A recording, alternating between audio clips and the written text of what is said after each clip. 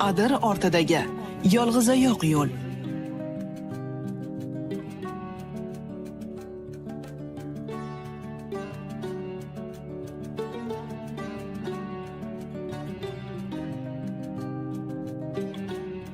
Assalomu alaykum qadrli tinglovchilar, o'tayotgan kunlaringiz fayzli, bajarayotgan amallaringiz samarali bo'lsin deya dastur taqdimotiga kirishamiz. Studiyada boshlovchi Zulfizar Karimova.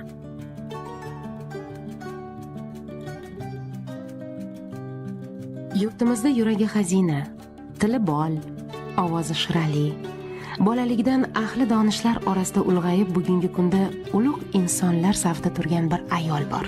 Bu ayolni katta avlodlar diktor deb bilishsa, yosh avlodlar ustoz deya murojaat qiladilar. Bu inson O'zbekiston Respublikasida xizmat ko'rsatgan artist degan sharafli unvon sohibasi, radio televideniya diktorlarining oliy toifali yetakchisi Nasiba Ibrohimovadir. Muhtaram tinglovchilar, bugungi eshittirishni tayyorlash uchun biz Nasiba Ibrohimovani studiyamizga taklif etganmiz. Demak, hozir mehmonimizning bolalikka oid shirin xotiralarini tinglash imkoniyatiga ega bo'lasiz. Marhamat. Bolaligim rozi bo'ladigan darajada o'tgan. Nimaga unaqa o'tgan? Chunki maktabga borgan paytimda birpas turib radioga boraman derdim. Radioga kelgan paytimda endi dars tayyorlashim kerak derdim. Keyin bu nimalar ketib turgan paytda birdan televideniya paydo bo'ldi. Bizni ko'rsatuvlarimizga kitoblarimizda ko'rgan yozuvchi shoirlar kelardi. Masalan, Quddus Muhammadin o'sha paytda darsligimizga kirgan edi. Bir mahal keyin televideniyaga keldilar-da, "Voy, kitobimizda ko'rgan mana bu kishini" deganman-da, shu darajada. Keyin dublyajga borishimiz kerak bo'lardi. Ana qarang, radio, dublyaj, televideniya, maktab, juda ham taqdirimdan minnatdorligim mana shu radioda olgan bilimlarim dublyajda asqotdi. Dublyajda olgan maktabim televideniyada asqotdi.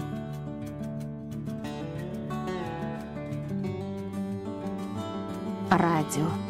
Bu qutlug' dargoh ostonasiga yo'l Nasiba Ibrohimova uchun qayerdan boshlangan? 9 yoshda edim. Endi u paytda meni opalarimning sinfdoshlari bo'lgan Matluba Islomova, beadad shukr qilaman, shu ayol O'zbekistonda xizmat ko'rsatgan jurnalist unvoniga sazovor bo'ldilar. Qolaversa, Matluba Islomova O'zbekiston radiosini Dugonalar radio jurnalining asoschisi, muharriri, muallifi va boshlovchisi bo'lganlar. Matluba opamlarning juda chiroyli ovozlari bor. Juda ham tembri chiroyli. Agar mikrofonli ovoz deydigan bo'lsak, ana o'sha Matlubam ovozlari ana shunaqa ovoz.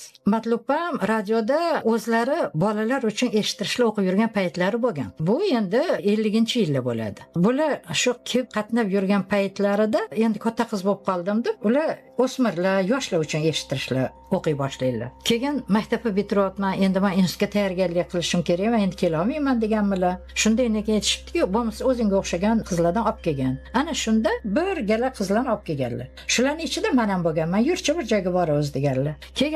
Kelganimizda endi unda bu bino emas edi, radioni binosi, u oldingi birinchi binosi bo'lgan, bir qavatli, pastqamgina shunaqa bino bo'lgan. Shu yerda keyin ikkinchi qavatga chiqdik, o'tdik, bolalar uchun eshittirishlar yozilar ekan. Undan oldin tahririyatga kirdik. O'sha paytda bolalar va o'smirlar tahririyatining bosh muharriri O'lmas Umarbekov bo'lganlar. O'lmasak ham adabiy dramatik eshittirishlar tahririyatiga bosh muharrir bo'lib o'tganlaridan keyin bolalar uchun ancha narsalar yozgan yozuvchi Latif Mahmudov bosh muharrir bo'ldilar. Ana o'sha tahririyatda shu eshittirishlarni yozadigan rejissyor Ne'mat Do'stxo'jayev, Iffat Rahmonqulova ekanlar. Keyin shuni ham o'qitib ko'rishdi. Biz endi u tahririyatdan chiqib studiyaga kirdik. Biz uchun endi hamma yoq bir notanish, hamma yoq qiziqarli, o'qib oq deyishdi. Bizni davrimizda, bizni yoshimizdagilar unaqa so'zni so'zga qo'shib jumla qilib o'qimasdi. Endi na deb endi o'rganayotgan paytlarimiz bo'lganda. Ana shunda matn o'qishga berishdi. Men endi so'zni so'zga qo'shib gap qilib o'qimadim shekilli, menga matn o'qitishmadi. Sinfdoshlarim o'qishdi, ularning ovozi efirga ketdi. Meniki ketmadi. Men aytdim, o'qimasam qilaman dedim, keyin ketdim. Keyin o'sha sinfdoshimning oilari aytibdilarki, Nasibaxon boryaptimi radioga? Yo'q, bormayapti desa, "Niye bormayapti? U o'qimayapti" bormasa desa bo'pti, u bormasa sen ham bormaysan debdilar oylari. Keyin hali sinfdoshim bizam bilan borib kelvergin, o'qimasang ham dedi. O'shalarga ergashib men ham kelverdim. Ana shunda 2 oy o'tdimi, 3 oy o'tdimi, keyin Ifat opa aytdilarki, qani o'qimoqchi, o'rganib keldingmi yo'qmi dedilar. Deb bir narsa o'qimoqchi bo'ldim. O'shanda ham menimcha ko'ngildagidek o'qimadim shekilli, uni keyin anglab yetdim. Bitta matnni sarlavhasini o'qidim. O'sha sarlavha 2 so'zdan iborat edi. Bepoyon vatanimizda degan. 9 yoshimda birinchi efirga ketgan so'zim mana shu 2 ta so'z bo'lgan. Keyin o'qib ketdim. U sinfdoshlarim kelmay qo'yishdi. Men keladigan bo'lib ketdim.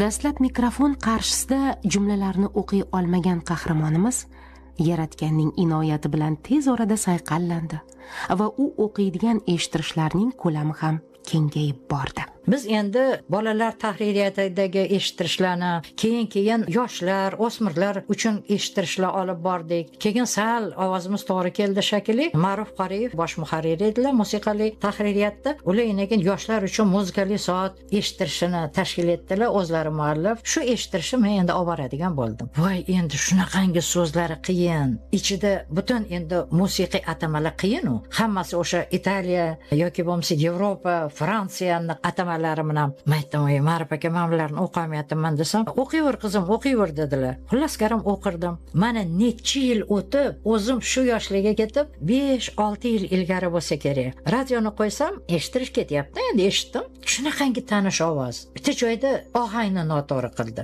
Bitta joyda gapni nima qilayotganda egami ham kesimidan urg'uni boshqa joyga berib yubordi. Lekin juda ham tanish ovoz. Shunaqangi qiynalib ketdim haligi ovozni. Men aytdim, "Rima Ahmedovami?" dedim. "Yo'q, uni ovozi emas." "Mukambar Rahimovami?" dedim. "Yo'q, u ham emas." "Shirin Azizovami?" dedim. "Uni ham ovozi emas." Juda ham tanish ovoz. Lekin ikkita xatoga yo'l qo'ydi. Kim ekan? O'zim ekanman deb. O'sha eshittirishni eshitib, demoqchimanki, o'sha davrdagi o'qigan eshittirishlarimiz Respublika radiosining fondida qolgan.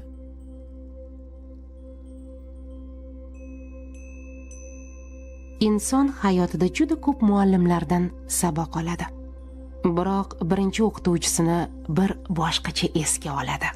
Kechagina materiallarni qarab turib, birinchi o'qituvchim rasmlari menda qolgan ekan. Shunaqangi xursand bo'lib ketaman doim. Gazetda chiqqan ekan biza. Birinchi o'qituvchim meniki ham, opalarimniki ham bir maktabda o'qiganmiz, Qodir opa derdik. Keyin katta bo'lganimda keyin nimaga ayol kishining ismlari Qodira bo'lgan? Ha, demak juda ko'p narsalarga qodir ayol bo'lgan bo'lsalar kerakdir desam, yo'q, Mukarramaxon ekan otlari. Familiyalari Qodirova ekan. Ota-onalar Qodirova opa deb uni tez talaffuz qilganingizda Qodir opa bo'lib ketgan ekan. Vaholanki o'zi Qodirova opa ekanlar. Mukarram.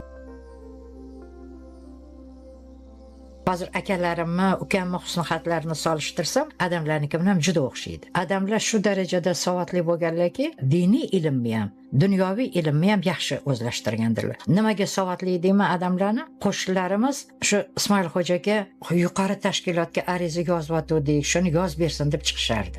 Adamlar rahmatli qo'shnilarga o'sha yuqori tashkilotlarga har xil mavzularda arizalarni yozib berardilar. Juda katta savod bilan yoziladigan arizalar bo'lgan bo'lsa kerakdirki, shu Ismoil xo'ja yozib bergan arizalar ijobiy hal bo'ldi deyishardi.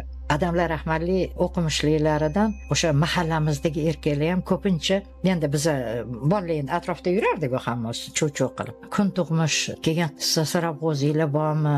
Shularni adamlarga o'qitishardi. Ovozlari juda chiroyli edi. Adamlar bilan oyimlarning bir-birlariga munosabati bizga maktab edi. Bizga hech qachon mamnaqa bo'linglar, munaqa bo'linglar demaganlar. Ularni bir-birlariga mehri, ularni bir-birlariga munosabatlari kelajak hayotimizda adam unaqa demasdilar-yu, oyim unaqa demasdilar-yu derdik-da. Mana shunday bo'ldiki, endi bu hayot oyimlar rahmatli adamlardan 16,5 yil oldin o'tdilar. Biz endi ona qidirdik. Hammalarimiz, qo'shnilar, xolapashalarimiz, amapashalarimiz Ismoil xo'jani o'ylantirish kerak deyishdi. Biz endi yosh bolamiz. Katta opam menimcha shu nimalar orqali ettirdilar shekilli. Hada hamma o'zi bilan o'zi ovora, balki deb shunaqa desalar, nima qilmadilar-yu, lekin katta opamlarga men oyinglarni oldiga yorug' yuz bilan borgim bor deb 16,5 yil oyimlarni yo'llarini bildirmadik. Hammasi e'zozimizda, hammasi e'tiborimizda, hammasi e'tirofimizda bo'ldilar.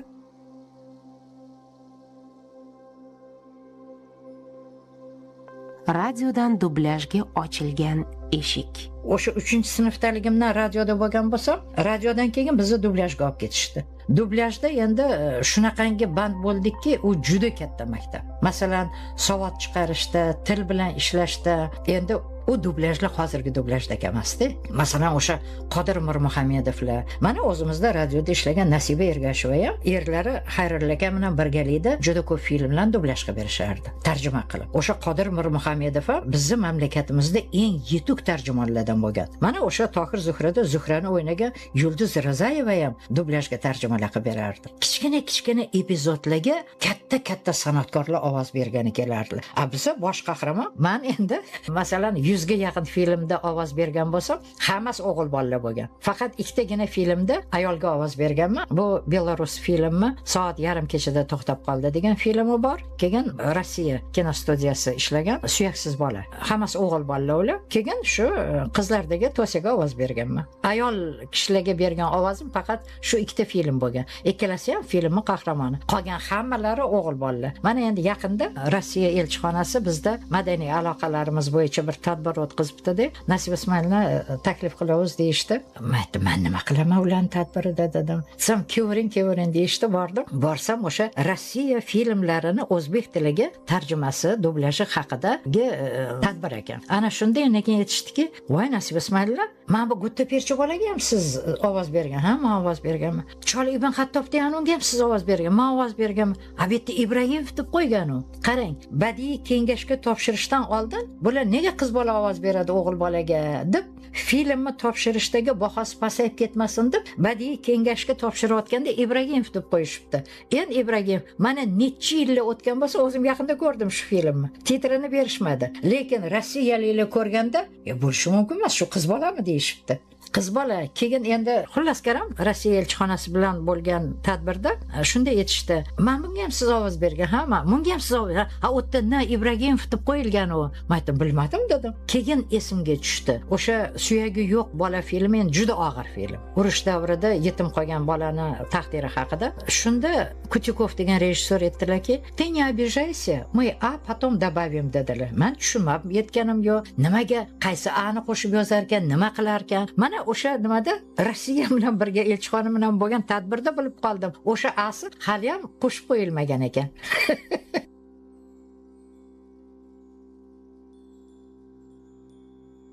O'yinlarga begona bolalik. Biz endi bolaligimizda ko'pda o'ynardi, hamma sopali o'ynardi. Men shunaqa o'ynashga vaqtim bo'lmagan. Men umuman unaqa ko'chadagi bolalar bilan vaqtim ham bo'lmagan, xohishim ham bo'lmaganmi bilmayman. Ko'pda o'ynashlarni ham bilmasdim. O'sha sopali o'ynashlarni ham bilmasdim. Men umuman ko'chada o'ynamaganman hamda meni ko'cham radio bo'lgan, televideniya bo'lgan, dublyaj bo'lgan, maktabim bo'lgan.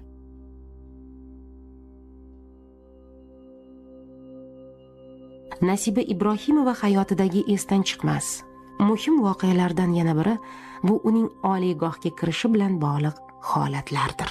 59-yili maktabni bitirgan yilim Milliy universitetda filologiya fakultetini jurnalistika bo'limi alohida fakultet bo'lib ajralib chiqish kerak ekan. Ana shunda talab qo'yilgan ekanki, jurnalistika fakultetiga abituriyent bo'lishi istaganlar kamida rayon gazetasini bosh muharrir o'rinbosari bo'lishi kerak ekan. Agar katta nufuzli tahririyat bo'lsa, bo'lim mudiri bo'lsa ham mayli ekan. Nimaga? Chunki qalami bo'lishi kerak ekan. Faqat o'shanaqalarni hujjati qabul qilinar ekan. Men endi 59-yili maktabni bitirganimda o'zim 2,5 yillik televideniyani diktor edim. Meni diktorlikka qabul qilishganda tahririyatimizni nimasi aytdilarki, Nasibaxon ertaga chochinda lentalaringni yechib kelgan, partolaringni ham yechib kelgan dedilar. Maktab formamizni. Nima desam, direktor oldilariga kiramiz dedilar. Shunda Mirsalloh Mirahmedovich oldilariga olib kirdilar-da, ular adeskim, oyiskim qayerda turasizlar? Savol berdilar-da, shuni chiqib ketdim. Keyin ertasiga da o'sha paytda ular bosh rejissor edilar. Bobaka ertaga lentalaringni yechib kelgan dedilar. Men aytdim, nima qilamiz desam, kattalar uchun eshittirish olib borasan dedilar. Ana shu paytda hali ko'rsatuv atamasi yo'q edi. Televideniya mahsulotlari ham eshittirish so'zida ketardi efirga. chunki radioni davomi deb hisoblandida u. Vaholanki uni ijtimoiy hayotimizdagi o'rni oshib ketgandan keyin radio televideniya emas, televideniya va radio deyildi. Natijada mana birinchi efirga ketgan matnni muallifi Jonrid Abdullaxonov tavsiyalari bilan ko'rsatuv atamasi joriy etildi. Shuning uchun radio, televideniya. U ko'rsatuv, bu eshitish. Ana shundan keyin nima qilasan desam, eshitish olib borasan kattalar uchun dedilar. Ana o'shanda 9-sinf oxirlarida kattalar uchun birinchi marta Respublika radiosining diktori, kelajakda O'zbekiston xalq artisti unvoniga sazovor bo'ldilar. Qodir Tojiyev bilan kattalar uchun qishloq xo'jalik xodimlari eshittirishini olib bordim. O'sha paytda eshittirish deyilardi. Ana shu kattalar uchun birinchi efirga chiqqanim bo'ldi. Va unga qadar shu 2-2,5 yil bolalar uchun, o'smirlar uchun badiiy, muzikalik ko'rsatuvlarni olib borib yurdim. Lekin shu 10-sinfga yaqinlashganimda endi meni ishga rasmiylashtirishsa deyishsa, na pasportim bor, na balog'at yoshiga yetganman, mehnat qonunchiligi bunga yo'l qo'ymaydi. Ana shunda endi deyilmadi, Ibragimova deyildi. Amaliyotchi diktor deb ishga qabul qilinsin deyildi. Shunday ekan 9-sinfdaligimda diktorlikka qabul qilinib, deyarli 2,5 yilcha maoshimni opam olib ketib turdilar. Ana shunda endi universitetga kiraman desam, aytishdiki, yo'q, 10-sinfda bitirganlarni hujjati ham qabul qilinmaydi deyishdi. Boz ustiga o'shanda mustaqil fakultet bo'lib ajralib chiqayotgan ekan jurnalistika. Shunaqangi achindim, nima qilaman endi? Baribir harakat qilib ko'raman desam, hatto hujjatim qabul qilinmaydi. Shunday ekan hali qabul komissiyasi, endi men u paytda ko'rinib qoldim. Ekranda ko'rinyapman. Shunday keyin rektorga olib kirishgan ekan, o'sha paytda rektor akademik Obod Sodiqovich edilar. Aytibdilarki, yo'q, bu qizni hujjatini qabul qilinglar debdilar. Qabul qilinglar deganlarning sababi Obod Sodiqovich ko'rsatuvlar kelganlarda men ularni ko'rsatuv olib borganman. Yo'q, bu qizni nimasini qabul qilinglar. Keyin umr yo'ldoshlari Qunduzxon opaga aytibdilarki, Qunduzxon zing'irchagina qiz ekan.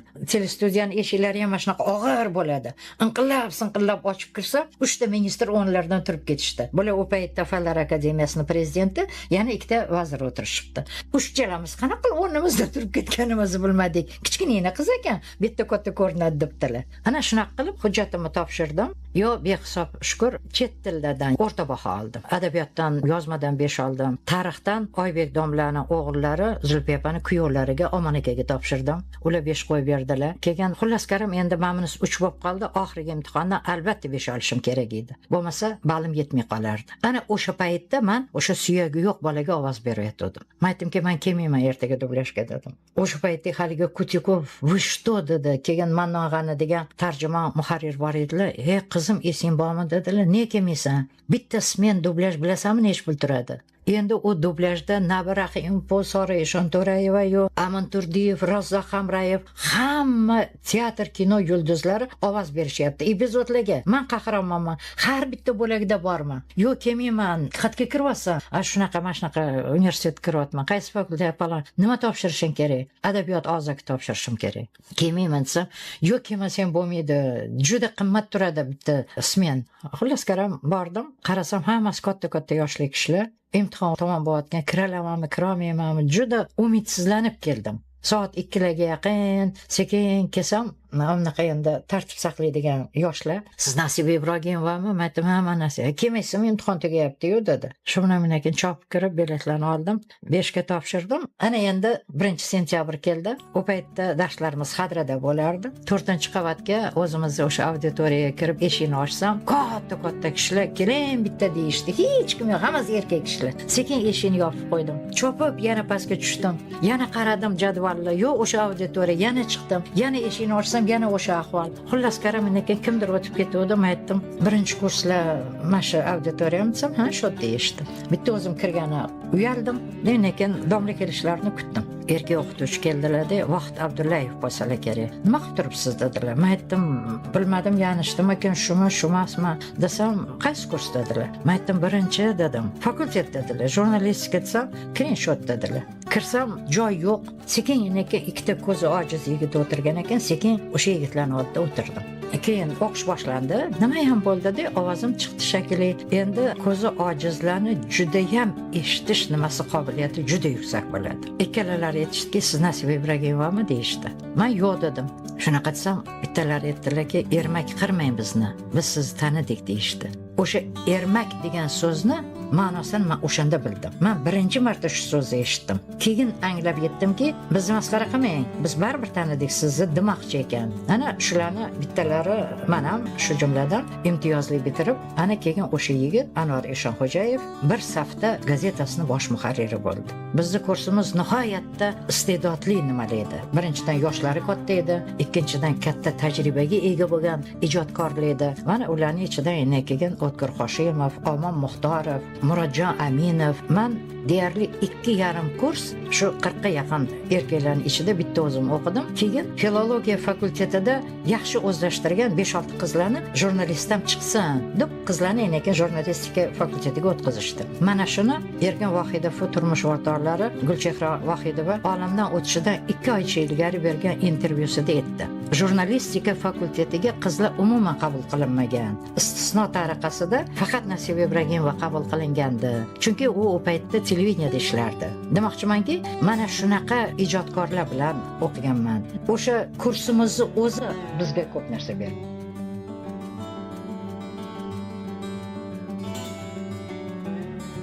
Bir umr ko'ngliga urmaydigan, charchatmaydigan, aksincha hamisha yuragiga quvvat armog'on etib, shodliklarga hamroh aylaydigan, hayot daftarini bezaydigan kasb inson uchun eng katta saodatdir.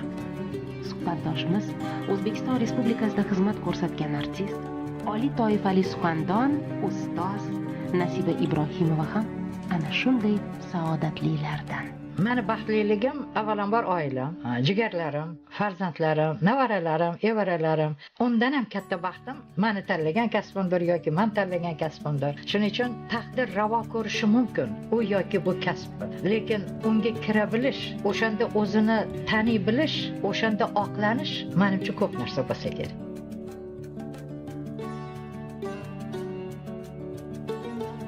Muhtaram tinglovchilar, eslatib o'taman, tinglaganingiz O'zbekiston Respublikasida xizmat ko'rsatgan artist, oliy toifali suxandon, ustoz jurnalist Nasiba Ibrohimova suhbatlari edi.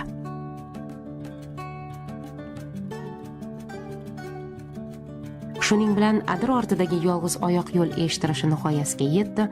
Eshittirishni jurnalist Ra'noxon Muhammedova tayyorladi, rejissyor Navro'zbek Toshmatov, boshlovchi Zulfizar Karimova, ovoz operatori Dilafruz Davronbekova.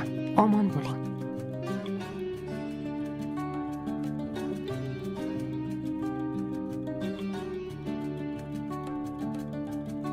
Adir ortidagi yolg'izoyoq yo'l.